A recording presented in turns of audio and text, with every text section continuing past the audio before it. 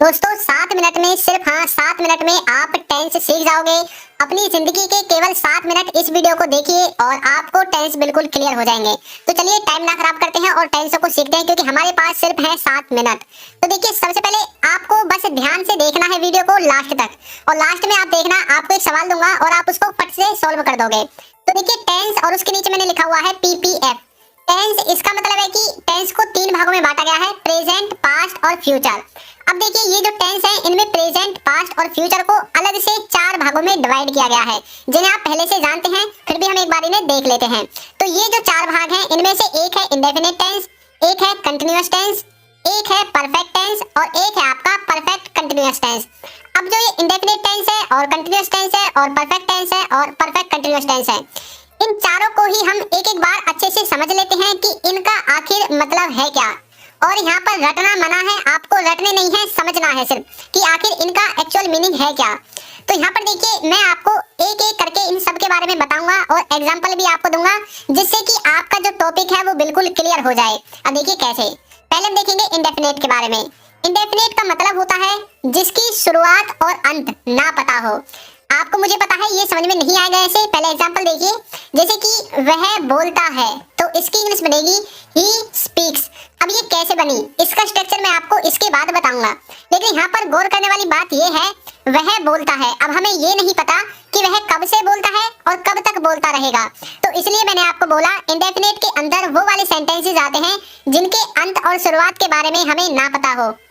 जैसे कि वह स्कूल जाता है, अब ये नहीं पता कि कब से स्कूल जाता है और कब तक जाता रहेगा। वह पढ़ता है, वह खेलता है, वह सोता है, सूर्य पूर्व दिशा से उगता है, तो ये नहीं पता कि कब से ये कार्य हो रहे हैं और कब तक होते रहेंगे। तो इस तरह के सेंटेंसेस को हमें रखना पड़ता है इंडेफिनिट में। इंडेफिनिट अपने आप में एक देखिए क्या है, एक होता है डेफिनेट यानी कि पक्के तौर पर, और एक होता है इनडेफिनेट जिसे आप पढ़ रहे हैं, यानी कि जिसके बारे में हमें पक्का नहीं पता है। तो इस तरह से आप इंडेफिनिट टेंस को समझोगे। अब नेक्स्ट है हमारा इसमें कंटिन्यूअस। कंटिन्यूअस का मतलब देखिए क्या होता है, इसका मतलब होता है जो लगातार चल रहा हो, यानी कि जो कार्य आपका प्रेजेंट में भी लगातार चल रहा हो, पास्ट में भी लगातार चल रहा हो, या फिर आने वाले समय में यानी कि फ्यूचर में लगातार चल रहा होगा। तो यदि आपको प्रेजेंट का वाक्य बनाना है तो प्रेजेंट में लगातार चल रहा होना चाहिए वह कार्य। पास्ट का बनाना है तो पास्ट में वह कार्य रेगुलर चल रहा होना चाहिए, और फ्यूचर का बनाना है तो फ्यूचर में वो कार्य रेगुलर चल रहा होना चाहिए। तो इस तरह से आप प्रेजेंट कंटिन्यूअस, पास्ट कंटिन्यूअस और फ्यूचर कंटिन्यूअस इन तीनों को बना लोगे। तो जो कार्य रेगुलर चल रहा हो, एग्जांपल देखिए, वह खेल रहा है, तो कैसे बोलोगे, ही इज प्लेइंग। अब यहाँ पर इज कैसे आया, प्ले के साथ आईएनजी कैसे आई, ये आपको वीडियो के अंत तक पहुंचते पहुंचते बिल्कुल पता चल जाएगा। तो यह क्या है, वह खेल रहा है, तो ये प्रेजेंट का वाक्य है कि वह प्रेजेंट में खेल रहा है, इस तरह से। नेक्स्ट देखिए, नेक्स्ट है इसमें हमारा परफेक्ट। परफेक्ट का मतलब देखिए आप क्या समझते हैं।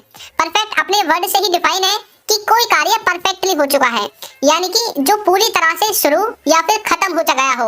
उन सभी कार्यों को बताने के लिए हमें यूज करना पड़ता है परफेक्ट टेंस का। या तो वो कार्य पूरी तरह से खत्म हो गया है, या फिर पूरी तरह से शुरू हो गया है प्रेजेंट में, पास्ट में या फिर फ्यूचर में। यदि प्रेजेंट का वाक्य बनाना है तो प्रेजेंट में वो कार्य खत्म हो गया होगा या फिर शुरू हो गया होगा। अगर फ्यूचर का बनाना है तो यही शुरू और खत्म फ्यूचर के लिए होंगे, और यदि पास्ट का वो वाक्य है तो पास्ट में ही खत्म हो गया होगा या फिर पास्ट में ही शुरू हो गया होगा। इस तरह से आपको परफेक्ट को समझना है। अब देखिए कैसे, वह खा चुका है, तो इसकी जो इंग्लिश बनेगी ही हैज ईटन, वह खा चुका है, इस तरह से। तो वह खाने का कार्य खत्म कर चुका है, इस तरह से आप बोल सकते हैं।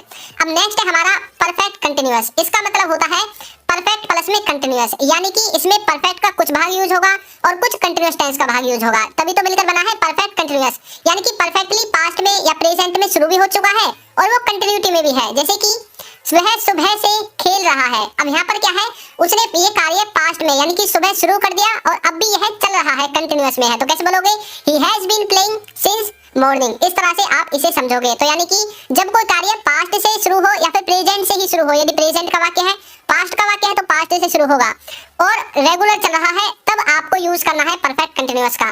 तो आपको ये चारों चीजें अच्छे से समझ में आ गई हैं। अब हम बात करते हैं इनके स्ट्रक्चर के बारे में। तो देखिए, इनके स्ट्रक्चर में आपको मैंने एक स्क्रीन पर दिखा दिया है, एक जो टेबल है, यहाँ पर पहला है स्ट्रक्चर और दूसरा है हेल्पिंग वर्ब। अब जो स्ट्रक्चर है इसमें सिंपल टेंस में ये वाला स्ट्रक्चर यूज होगा, यदि आपको नेगेटिव बनाना है तो ये वाला स्ट्रक्चर यूज होगा, और यदि आपको इंटरोगेटिव बनाना है तो आपको इस वाले स्ट्रक्चर को यूज करना है, और इंटरोगेटिव नेगेटिव के लिए इस वाले स्ट्रक्चर को यूज करना है। अब यहाँ पर मैंने लिख रखी है helping verb, subject, verb, object. तो सब्जेक्ट वो होता है जो कार्य को करता है, वर्ब वो होगी जो कार्य आप करोगे, और ऑब्जेक्ट वो होगा जिस पर सब्जेक्ट कार्य करेगा। और हेल्पिंग वर्ब मैंने नीचे लिखी हुई है, प्रेजेंट के लिए ये वाली, पास्ट के लिए ये वाली, और फ्यूचर के लिए ये वाली हेल्पिंग वर्ब यूज होगी। अब यहाँ पर ऊपर लिखा हुआ है इंडेफिनिट V1, तो इंडेफिनिट टेंस में वर्ब की फर्स्ट फॉर्म, कंटीन्यूअस में लिखा हुआ है V1 प्लस ing, तो कंटीन्यूअस में वर्ब की फर्स्ट फॉर्म के साथ ing, और परफेक्ट में लिखा हुआ है V3।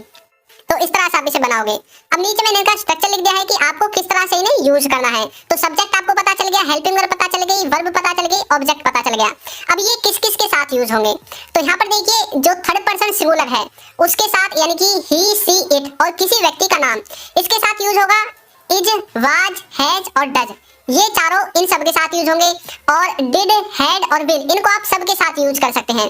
तो इस तरह से आप इसके स्ट्रक्चर को समझोगे। अब आपके समझ में आ गया होगा कि किस तरह से इसका स्ट्रक्चर बनता है। अब मुझे पता है कि आपको अच्छे से टेंस समझ में आ गए हैं, और अब मैं आपकी प्रैक्टिस के लिए एक सेंटेंस आपको देता हूँ। तो देखिए क्या है वो, वह स्कूल जा रहा है। तो इसको आपको सॉल्व करके कमेंट बॉक्स में आंसर देना है कि ये कौन से टेंस का है और इसकी इंग्लिश क्या बनेगी। तो सीख गए ना आप सिर्फ 7 मिनट में टेंस, आपको बिल्कुल क्लियर हो गया होगा। मैंने आपको रटवाया नहीं है, सिर्फ समझाया है।